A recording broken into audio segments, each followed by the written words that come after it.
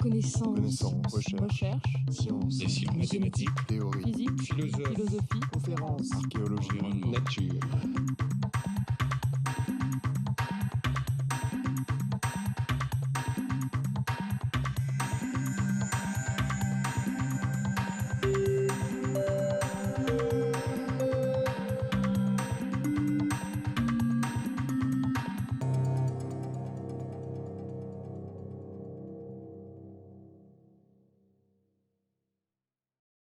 Bonjour mes chers collègues, chers amis.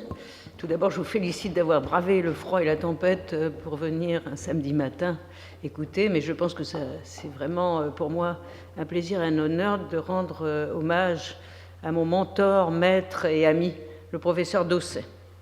Et j'ai retrouvé cette photo qui date des premiers temps d'Ayem. Et à l'hommage à M. Dosset que vous voyez là, attendez, non.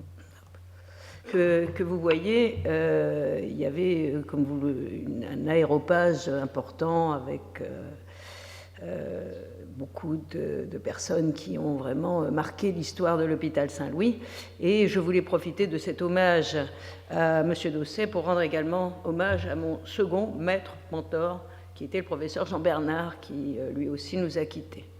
Et je ne peux pas raconter tous les souvenirs parce que j'ai commencé, je suis arrivée à Saint-Louis en 1968, juste après la Révolution, ce qui m'a bien servi puisque j'ai été dans la salle qui était la plus prisée parce que pour la première fois, ce n'était pas à la naissance qu'on distribuait les salles des internes, mais on avait tiré au sort.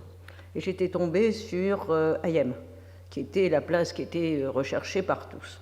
Et comme j'étais déjà démocratique à l'époque, j'aurais dit, écoutez, je sens qu'il y en a qui sont malheureux, il y avait de bruit. J'ai dit, écoutez, moi je fais 3 mois là, puis après j'irai avec la plèbe et les autres, et c'est ce qui a été fait. Mais c'est vraiment là que je me suis épanouie beaucoup, que j'ai rencontré toutes ces personnalités importantes, et que surtout, j'ai profité de la juxtaposition des patients avec les laboratoires de recherche. Et dès cette époque, j'essayais de bricoler au laboratoire un petit peu, et j'essayais de voir mes lames au laboratoire avec Flandrin, d'essayer de comprendre un petit peu ce que c'était que le système HLA, et c'est là que j'ai commencé à m'intéresser à la greffe de moelle. Donc vous voyez, c'est déjà bien ancien. Ce qui fait qu'après avoir terminé mon internat, j'ai été voir M. Dosset en disant « je veux m'intéresser à la greffe de moelle, et donc je veux apprendre le HLA ». Donc j'ai appris le HLA sous la houlette de Madame Colombani, qui était un professeur féroce, avec Jacques Ors, et on a fait notre première plaque de Terasaki.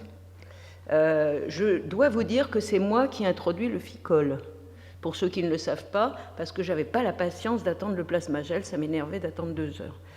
Et ensuite, ça a été bien sûr. Et puis j'ai appris également avec Marilyn Sasport la culture mixte de lymphocytes. Elle se rappelle, on commençait à 8h du matin, on finissait à minuit.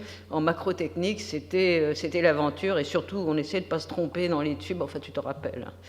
Voilà, donc j'ai vraiment passé toute ma carrière, finalement, entre la clinique et la biologie.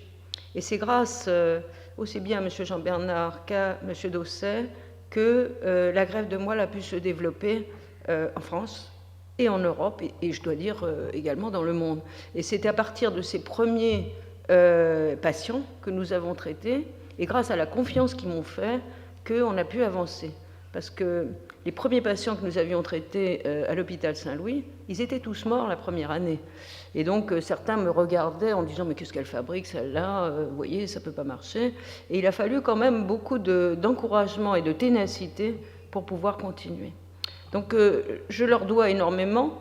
Sans eux, bien entendu, je n'aurais jamais fait ce que j'ai fait. Ils m'ont laissé la liberté de faire ce qui me paraissait bon, et c'est ça qui est très important. Et je crois que pour beaucoup de gens maintenant, ils sont freinés dans leur créativité, alors qu'avec des maîtres comme Jean Bernard et Jean Dosset, il ne nous a jamais freinés dans notre créativité. Ça, c'était important. Et ils ont toujours essayé de donner les moyens qui feraient qu'on pourrait obtenir les objectifs. Donc voilà, j'ai une pensée émue. L'autre tournant de ma carrière a été quand même le séjour à Seattle, Et c'est Jean Dosset qui m'a envoyé à Seattle. Laurent, tu t'en rappelles, tu étais venu nous voir. On s'était transformé en hippie cowboy. Et cette photo a été prise avec M. Dosset, qui avait un chapeau de marin, je ne sais pas pourquoi. Et il est arrivé un vendredi et on lui a dit « Mais on avait prévu d'aller à un rodéo, est-ce que ça ne vous embête pas d'aller à un rodéo avec nous ?» Il s'est amusé beaucoup et ça lui a beaucoup plu.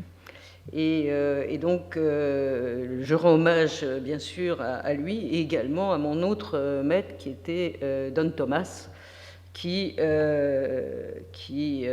lui aussi est prix Nobel de médecine pour les greffes de moelle.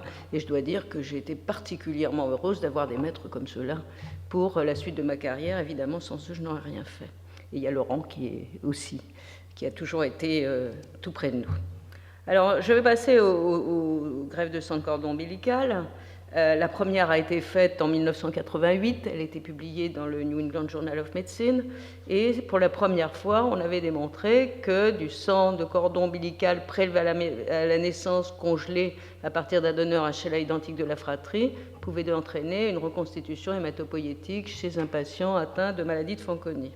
Et c'était le fruit d'une collaboration internationale, puisque Broxmeyer a été le premier à avoir l'idée et surtout a systématiquement collecté du sang de cordon ombilical et regardé le nombre de cellules souches hématopoïétiques présentes. Une fois qu'il a démontré qu'il y avait effectivement des cellules souches hématopoïétiques circulantes dans le sang, il a été nécessaire de démontrer l'efficacité clinique. Et c'est là qu'a été le rôle déterminant d'Arlene Auerbach, qui était à New York à l'époque et qui était spécialiste de la maladie de Fanconi. Et donc, elle a commencé à collecter systématiquement le sang de cordon ombilical chez les enfants, chez les frères et sœurs d'enfants atteints de maladie de Fanconi. Et ensuite, il a fallu montrer que les greffes pouvaient marcher. Il se trouve que nous avions une certaine avance à cette époque par rapport aux Américains dans le traitement et la greffe dans cette famille. Et c'est la raison pour laquelle ils m'ont contacté pour faire la greffe. Je dois dire que quand ils m'ont contacté, j'étais enthousiaste. Parce que d'abord, je connaissais la littérature, il y avait des choses chez la souris, et puis que ça faisait du sens. Donc, on y est allé. Et ça a été un succès. Là, vous avez la photo de... Ça marche pas le... Si, ça marche. Je voudrais bien avoir le pointer, mais... Ah oui, ce sera plus simple comme ça.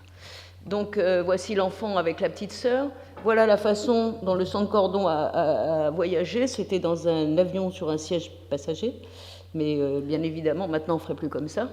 Et là, c'est ce jeune homme qui a grandi, qui a été suivi. La greffe a été un succès. Vous voyez la façon dont ça avait voyagé et dont c'était congelé. Ce n'était même pas des sacs normaux de congélation comme on fait aujourd'hui. Et nous nous sommes vus l'année dernière, 20 ans plus tard. Il est marié, il a un enfant. Et on a donc célébré le 20e anniversaire de cette greffe. Et donc on a démontré qu'on avait une reconstitution hématologique immunologique totale, avec, à long terme, ce qui est important quand on dit qu'on greffe des cellules souches, avec une guérison complète de sa maladie. Donc alors qu'est-ce qui s'est passé après cette première? Après cette première, comme d'habitude, les critiques n'ont pas manqué de se manifester, et essentiellement vous avez eu de la chance, ceci ne sera jamais applicable parce qu'il y avait des tas de raisons. Il disait parce qu'il y a une contamination par le sang maternel, donc vous allez avoir une réaction du greffon contre l'autre qui sera mortelle. La dose de cellules est insuffisante, donc les greffes ne prendront pas, ça ne marchera que chez les tout-petits. Et puis, ces cellules du sang de cordon sont immunologiquement immatures, donc vous allez avoir un déficit immunitaire, ce qui va augmenter les infections et les rechutes. Ce qui était effectivement des questions importantes, et notre travail à nous était de répondre à ces critiques. Alors, quel a été le développement? Vous voyez, la première greffe de sang de cordon a été faite à l'hôpital Saint-Louis en 88. Pour montrer que, et pour étendre les indications, il fallait développer des banques, et non seulement familiales comme la première, mais également non apparentées. Et donc, il a fallu faire des greffes HLA incompatibles, d'abord chez l'enfant, puis plus tard chez l'adulte. Et puis, on a établi un réseau, parce que la collaboration internationale est très importante, qui est le réseau Eurocord-Netcord, Eurocord étant un registre des transplantations et Netcord étant une association de banques qui travaillent ensemble. En 1997, on a établi les critères de choix des donneurs qui sont fondés essentiellement sur l'ADN cellulaire, et on a montré que le HLA à partir de cellules néonatales était moins important qu'avec des cellules adultes, et c'était en fait ça la découverte qu'on ne connaissait pas à l'époque, mais ça a permis de faire des greffes incompatibles. On a publié des larges séries rétrospectives confirmant les succès dans diverses maladies.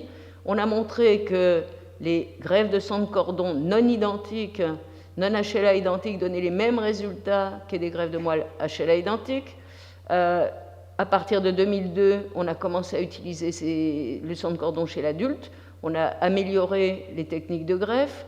On a commencé à isoler des cellules souches non hématopoïétiques à partir du sang de cordon, comparer les résultats de la moelle et du cordon chez l'adulte. Le nombre de greffes de sang de cordon est en augmentation marquée, et il y a maintenant plus d'adultes que d'enfants greffés. Et maintenant, les étapes, c'est la recherche sur la médecine régénérative. Donc voilà ce qui s'est passé en 20 ans. Et dans le numéro de Life Magazine sur les grandes découvertes et les challenges du XXIe siècle, ils avaient mis le sang de cordon ombilical en disant d'un déchet biologique à une source majeure de cellules souches hématopoïétiques, puisque le sang de cordon était considéré comme un déchet opératoire. Alors qu'est-ce qu'il y a d'important et pourquoi c'est important? D'abord parce que les propriétés des cellules souches du sang de cordon sont différentes des cellules adultes. Elles contiennent un nombre élevé de cellules souches hématopoïétiques qui peuvent être utilisées pour la greffe allogénique pour traiter une grande variété de désordres hématopoïétiques. Il contient également des cellules non hématopoïétiques qui peuvent être utilisées pour le remplacement d'organes ou de tissus.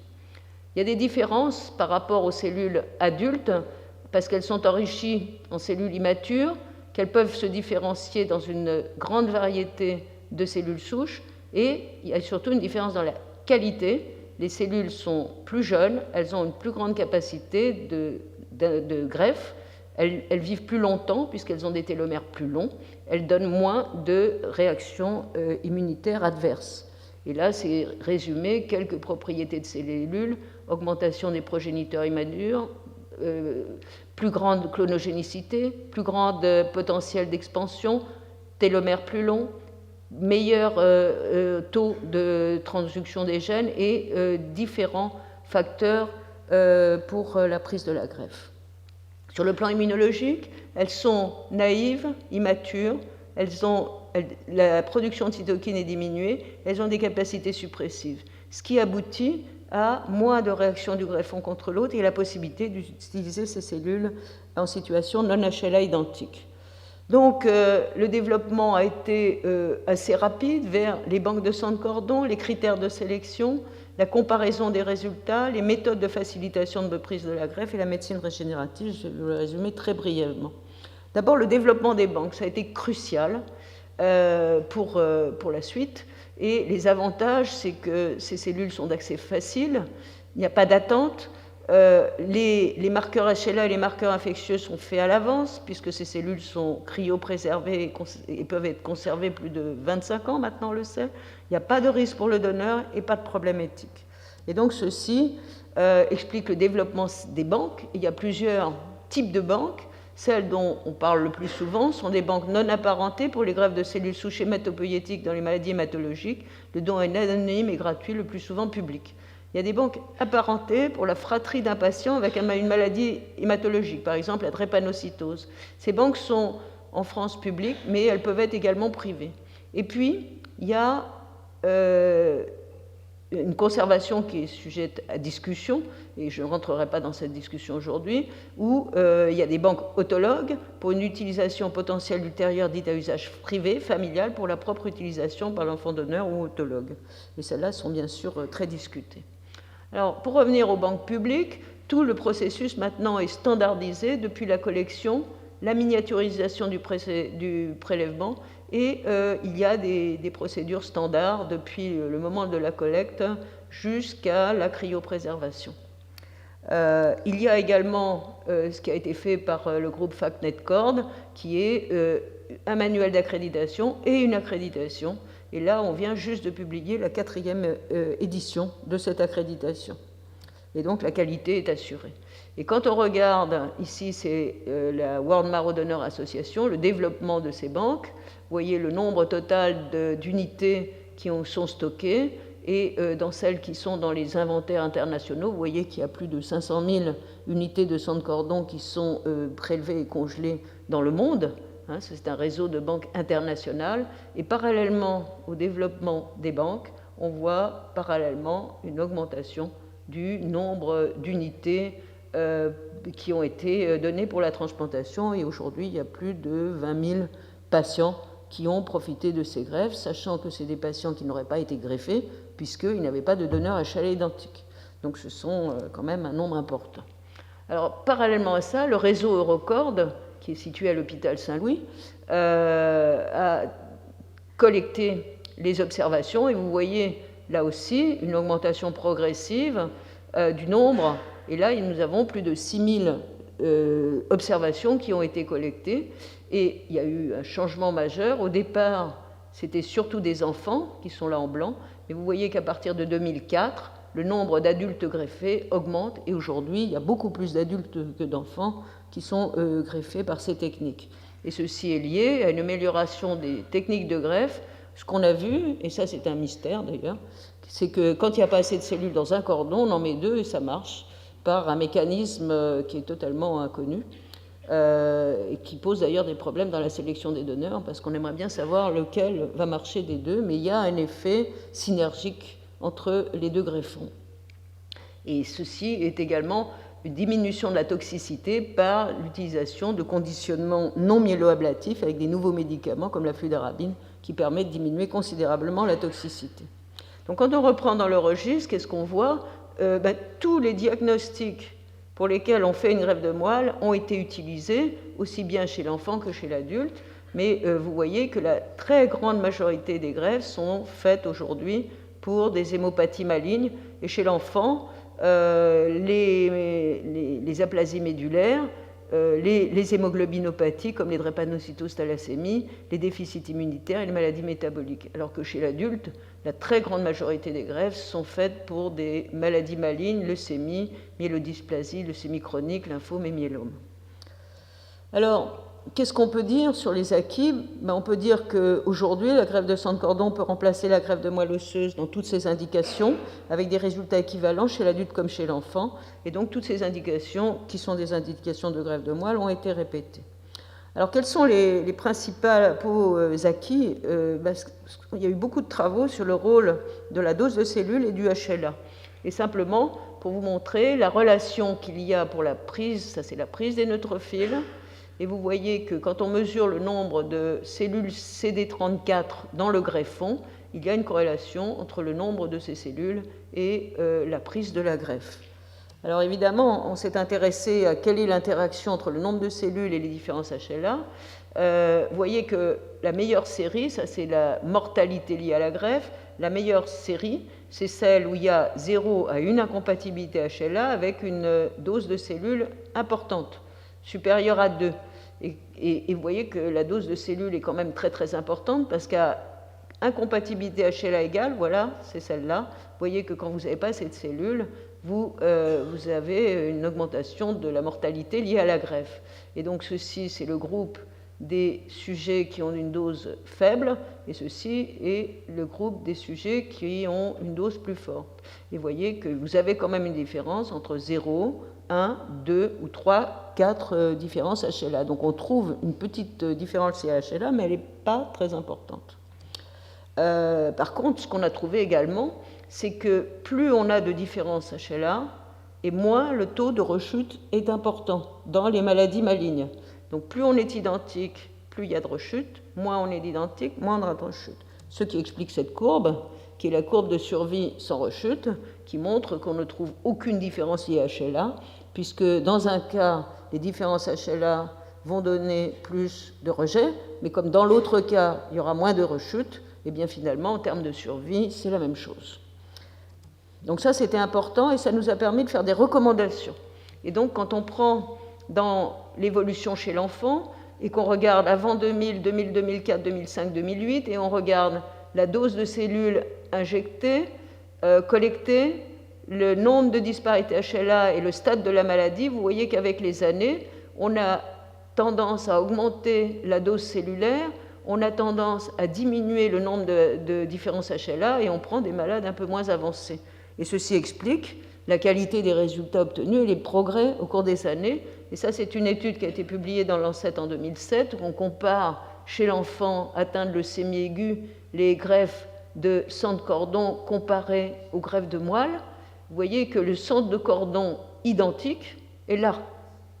Et il est au-dessus de la moelle qui est là, identique. Et vous voyez que la moelle identique, le cordon avec un antigène différent, 2 antigènes différents, avec une forte dose ou une petite dose, sont tous avec des résultats identiques.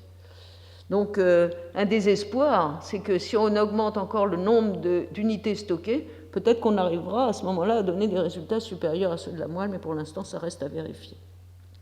Simplement pour donner une petite image des patients qu'on a traités, puisqu'on a affaire à des patients. Et tout cela, on continue à les voir. On a eu la même évolution chez l'adulte. Chez l'adulte, c'était encore plus compliqué parce qu'il y avait une question de nombre de cellules par rapport au poids. Et vous voyez que petit à petit, on a augmenté le nombre de cellules, on a diminué les différences HLA et on a amélioré les indications.